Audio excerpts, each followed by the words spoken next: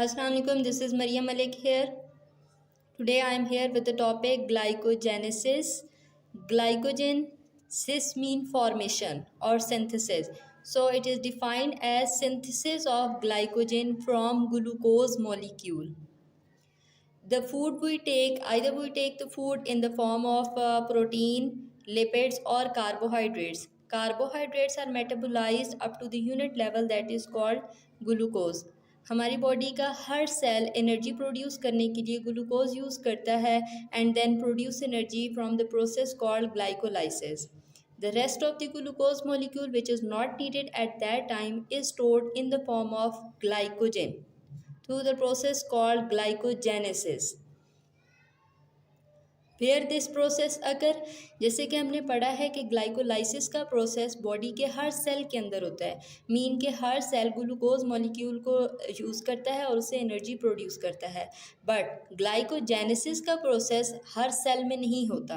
तो ग्लाइकोजेनेसिस का प्रोसेस कहाँ पर होगा? It occurs in liver cell and adipose tissues. If you study skeletal muscle somewhere, it is also fine.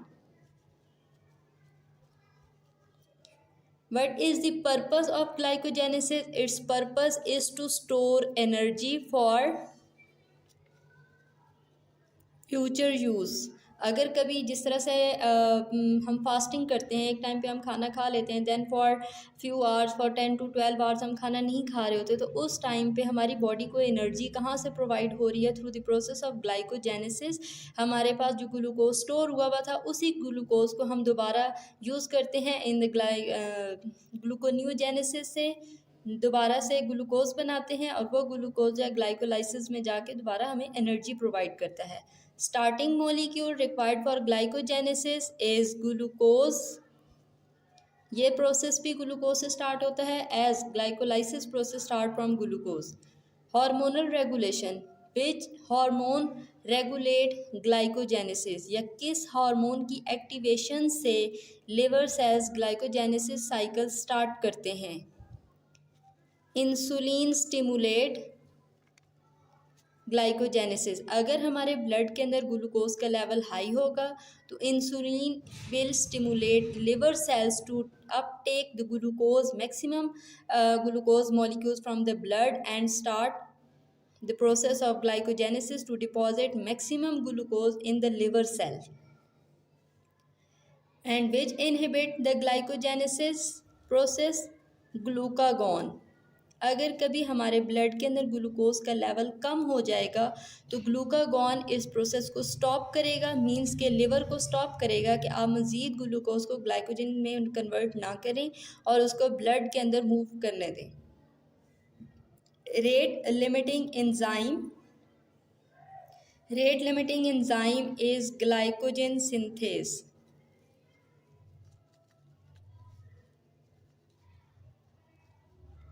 And the end product is glycogen. The quick mnemonics to learn the whole cycle is G.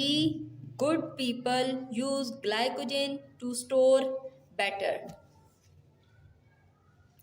These are the intermediates that are used in the whole cycle. The cycle starts with the glucose, then it is converted into the glucose 6-phosphate, then glucose 1-phosphate, UDP glucose, glycogenin synthase, and then a branching enzyme comes at the end.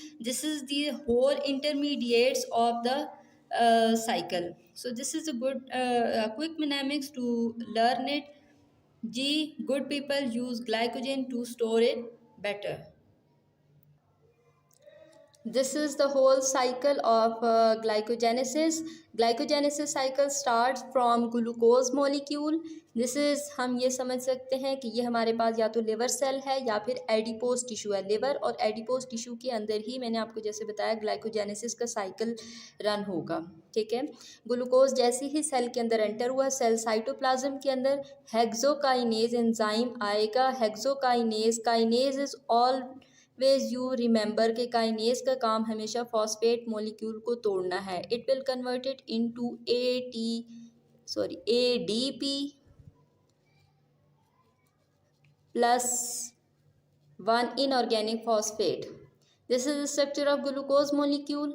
जैसे ही glucose enter हुआ था, hexokinase ने एक ATP को adenosine triphosphate को break कर देना है into adenosine diphosphate plus inorganic phosphate. This inorganic phosphate will attach at the 6 carbon molecule of glucose. यहाँ पर आके इनऑर्गेनिक फॉस्फेट अटैच हो जाएगा. ये हाइड्रोजन हम रिमूव कर देंगे. नाउ फॉस्फोग्लाइकोम्यूटेज एंजाइम, अगर हम इस तरह से भी याद कर सकते हैं, यहाँ तक जो है वो सारा साइकिल वही ग्लाइकोलाइसिस वाला था. अगर यहाँ पे आइसोमेरेज एंजाइम आता तो वो ग्लूकोज 6 फॉस्फेट को फ्रुक्टोज 6 फॉस्फेट में कन्वर्ट करता. अब यहाँ पे म्यूटेज एंजाइम आया है, तो म्यूटेज क्या करता है, उसको ग्लूकोज 6 को ग्लूकोज 1 फॉस्फेट में कन्वर्ट करता है. मींस के यहाँ पे ऑलरेडी एक फॉस्फेट अटैच था, तो ये फॉस्फेट यहाँ से हटेगा और ये आ जाएगा कार्बन नंबर 1 के ऊपर. यहाँ से हमने हाइड्रोजन को रिमूव करना है और फॉस्फेट यहाँ पर आके बाइंड कर लेता है. यहाँ पर हमने फॉस्फेट को बाइंड कर दिया. अच्छा जी, म्यूटेज एंजाइम ने जस्ट म्यूटेट की है पोजीशन ऑफ फॉस्फेट. अच्छा, ग्लूकोज 1 फॉस्फेट बन चुका है. Now this is an important step. An enzyme will come which is called phosphorylase.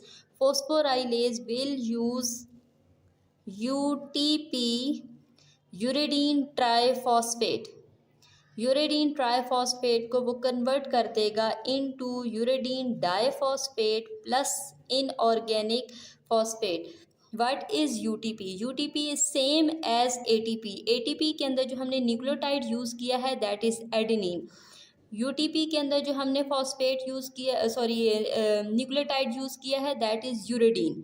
तो हमारे पास डीएनए की कंस्ट्रक्शन के लिए 5 न्यूक्लियोटाइड्स होते हैं, adenine, guanine, cytosine, thymine and uridine. तो आप कोई भी न्यूक्लियोटाइड यूज़ कर सकते हैं, उसके साथ 3 फॉस्फेट और एक नाइट्रोजन बेस लगाएंगे तो that will be an energy packet for our body.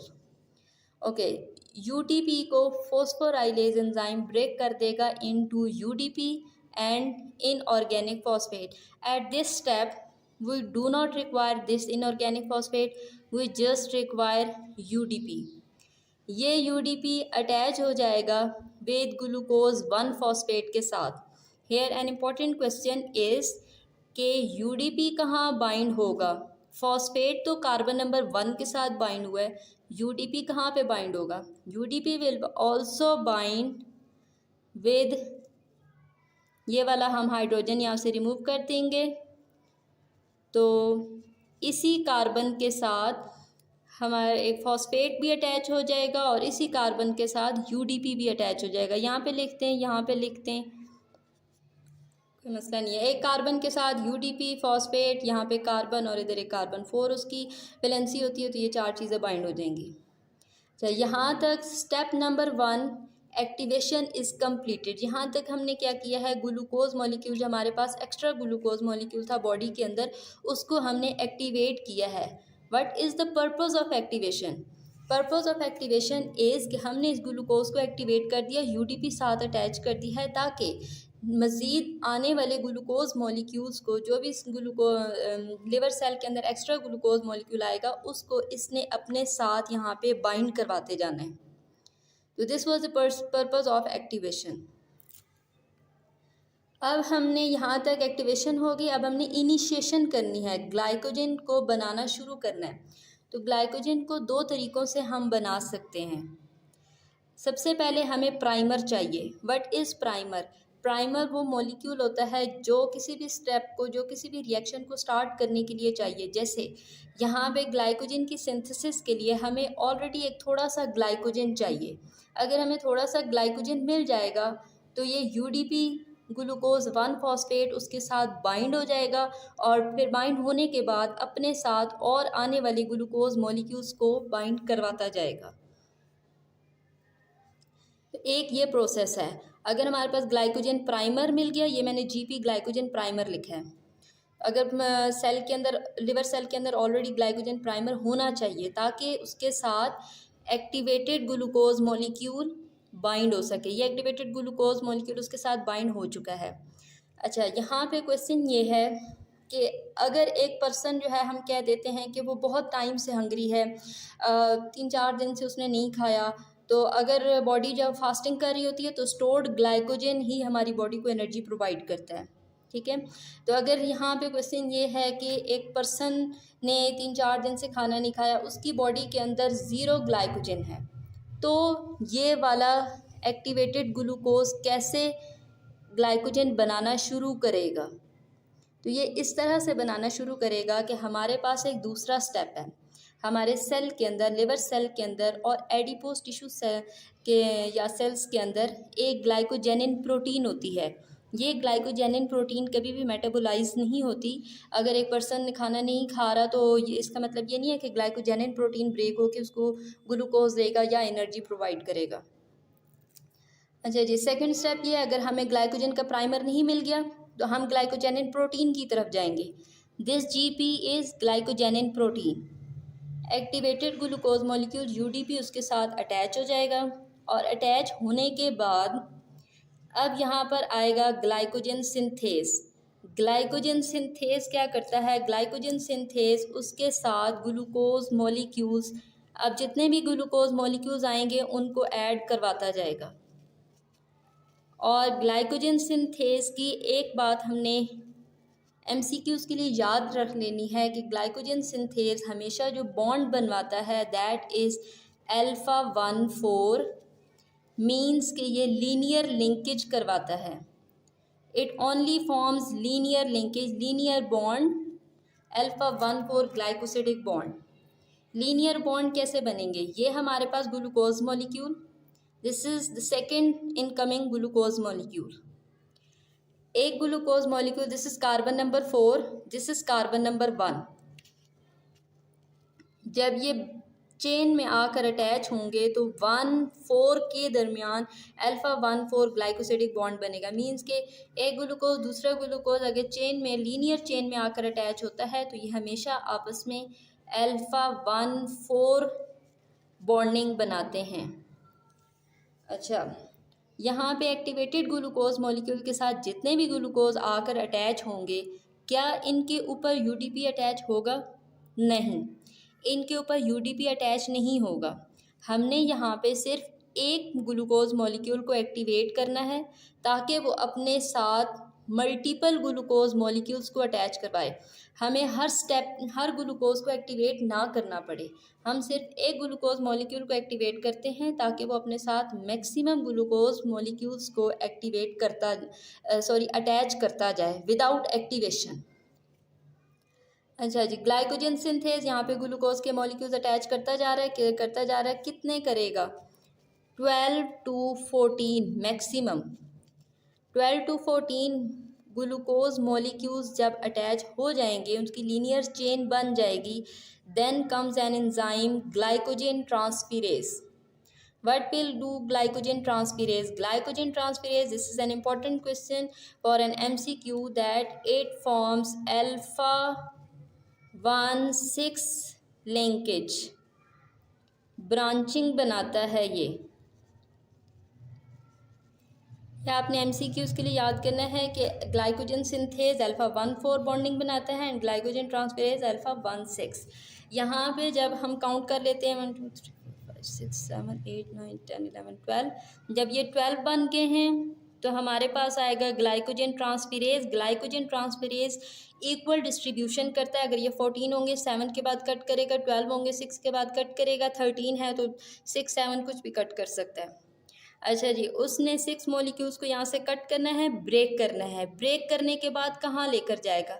इसी को उठाएगा और इसके ऊपर यहाँ पे ये जो एक्टिवेटेड ग्लूकोज मॉलिक्यूल है इसके ऊपर आकर अटैच करेगा। यहाँ पर आकर अटैच करना है तो मैं नेक्स्ट स्टेप में बना देती हूँ। यहाँ पे रहेंगे 6 मॉलिक्यूल्स और ये जो चेन हमने ब्रेक की थी ये जाएगी दोबारा से इस एक्टिवेटेड ग्लूकोज मॉलिक्यूल के ऊपर, यहाँ मीन्स इधर ब्रांच बनाएगी। अच्छा जी, जब ब्रांचिंग बनती है इट्स मीन कि ये देखें हमारे पास 2 ग्लूकोज मॉलिक्यूल्स हैं, इनकी आपस की लिंकेज 1,4 की है और जब इसने इसके ऊपर ग्लूकोज मॉलिक्यूल आएगा, मीन्स कि ये ग्लूकोज इसके साथ जब बॉन्ड बना रहा है तो इट्स मीन कि ये 1,4 बॉन्ड बना रहा है, अल्फा 1,4। और यही glucose mean this one is the glucose, ये यूडीपी वाला ग्लूकोज है। इसने जब इसके साथ बॉन्डिंग बनानी है, इसका यहाँ पे कार्बन नंबर 6 और ऊपर आने वाला ग्लूकोज मॉलिक्यूल का कार्बन नंबर 1,6 आपस में बॉन्डिंग बनाते हैं। तो इधर जो बॉन्डिंग होगी that will be alpha 1,6, means के ब्रांचिंग, हमेशा ब्रांचिंग में जो बॉन्डिंग होगी that will be alpha 1,6 and linear chain में जो बॉन्डिंग होगी दैट विल बी अल्फा 1,4। और अगर हम ये देखते हैं कि कौन सी लिंकेज को तोड़ना इजी है, alpha 1,6 is easy to break as compare to 1,4। इसके बाद फिर से हमारे पास ग्लाइकोजन सिंथेज आएगा। ग्लाइकोजन सिंथेज यहाँ पे ग्लूकोज ऐड करता जाएगा। ग्लाइकोजन सिंथेज आ गया। ग्लाइकोजन सिंथेज लीनियर चेन बनाएगा। देन ग्लाइकोजन ट्रांसफेरेज आएगा जो ब्रांचिंग को लीनियर चेन को कट करेगा यहाँ से और इधर आके ब्रांचिंग बनाएगा, फिर यहाँ पे ब्रांचिंग बनाएगा। अल्टीमेटली हमारे पास जो स्ट्रक्चर बनेगा that it will seems like this one. इस तरह से एक पूरा नेट लाइक स्ट्रक्चर बन जाता है, पूरा जाल सा बन जाता है। हमारे पास ये ग्लाइकोजन का स्ट्रक्चर बन गया है जिसके अंदर एक ग्लाइकोजेनिन प्रोटीन या हमारे पास ग्लाइकोजन प्राइमर होगा, एक एक्टिवेटेड ग्लूकोज मॉलिक्यूल जिसके ऊपर एक फॉस्फेट और एक यूडीपी अटैच होगा, और यहाँ पे 6 to 7 glucose, 6 to 7, 6 to 7, 6 to 7, इस तरह से मल्टीपल ब्रांचिंग होगी। जब मल्टीपल ब्रांचिंग होगी that will be the terminating step of the glycogen. Now our glycogen is ready to be stored, और ये स्टोर होता है अनटिल कि हमारे पास फूड नहीं होगी, हमारे पास कोई ग्लूकोज बॉडी के अंदर नहीं होता, तो फिर हम इसको दोबारा से ब्रेक करते हैं, इसको एक्टिव कन्वर्ट करते हैं into activated form of glucose until it is to be used in the glycolysis process. I have uploaded some tricky questions in the quiz section. Please solve them, and if you have any question you can ask me in the comment section. Thank you.